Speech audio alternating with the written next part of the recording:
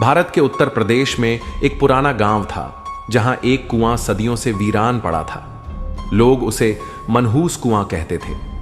कहा जाता था कि वहां जाने वाले लोगों के साथ अनहोनी हो जाती थी। लेकिन कोई नहीं जानता था कि उस कुएं में क्या छुपा था। रोहित, एक 22 साल का लड़का जो पढ़ाई के बाद अपने गांव लौटा था, वह ऐसी कहानियों पर विश्वास नहीं करता था। उसके दोस्त अक्सर उस कुएं की कहानियां सुनाते थे, लेकिन रोहित मजाक उड़ाता था। एक दिन रात के समय दोस्तों के साथ बैठकर बातें हो रही थी। तभी कुएं की बात चल पड़ी। एक दोस्त ने डरते हुए कहा, उस कुएं के पास जाने की हिम्मत मत करना, वहां अजीब चीजें होती हैं। अरे ये सब अंधविश्वास है, मैं अभी जाकर देखता हूं। दोस्तों ने उसे रोकने की बहुत कोशिश की, लेकिन वह नहीं माना। रात के 12 बज रहे थे। आसमान में चांद अधूरा था। बादल उसे बार बार ढक रहे थे।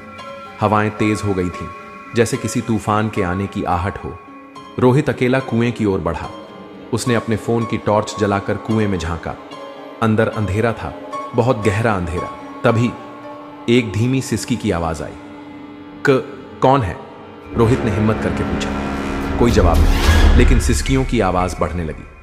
रोहित ने सोचा कि उसके दोस्त उसे डराने की कोशिश कर रहे हैं। उसने जोर से कहा, बहुत हो गया, बाहर आओ। तभी अचानक कुएं से एक सफेद साड़ी में लिपट्टी परछाई निकली। उसका चेहरा अधूरा था, आंखें नहीं थीं, सिर्फ गहरे काले गड्ढे। उसका मुंह चीख की मुद्रा में खुला हुआ था, लेकिन आवाज नहीं निकल रही थी। रोहित के पैर कांपने लगे। वह पीछे हटने लगा, लेकिन तभी किसी अदृश्य शक्ति ने उसका हाथ पकड़ लिया। रोहित को लगा जैसे वह जमीन में धंस रहा है। बचाओ! वह चिल्लाया, लेकिन आवाज कुएं में गूंज कर रह गई। तभी अचानक किसी ने उसका नाम पुकारा, रोहित, भाग यहां से! यह आवाज उसकी मां की थी। जैसे ही रोहित पीछे मुड़ा, उसका हाथ छूट गया। वह पूरी ताकत से दौड़ा और घर की ओर भागा। पीछे से किसी की चीखती हुई आवाज आई, तू वापस आएगा, तू वापस आएगा। अगली सुबह रोहित की मां उसे गांव के सबसे बुजुर्ग व्यक्ति के पास ले गई। जब उन्होंने सुना कि रोहित कुएं तक गया था, तो उनका चेहरा पीला पड़ गया। उन्होंने कहा, तुम्हें नहीं पता बेटा, उस कुएं की हकीकत। 100 साल पहले गांव में एक औरत रहती थी जिसका नाम सुमित्रा था। वह गर्भवती थी, लेकिन कुछ लोगों ने उसे जादू टोना करने वाली समझ लिया। गांव के कुछ लोगों ने उसे निर्दयता से मारकर उसी कुएं में फेंक दिया। तब से उसकी आत्मा वहीं भटक रही थी, अधूरी। रोहित को इस घटना के बाद कई रातों तक नींद नहीं आई। वह अक्सर सपने में एक औरत को देखता जो उसे बुला रही थी।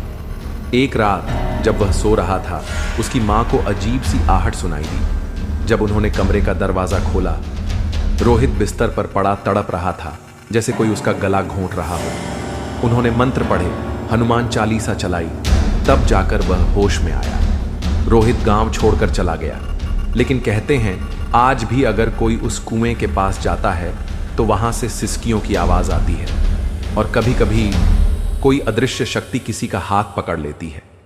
क्या आप कभी ऐसी जगह गए हैं जहां आपको कुछ अजीब महसूस हुआ हो?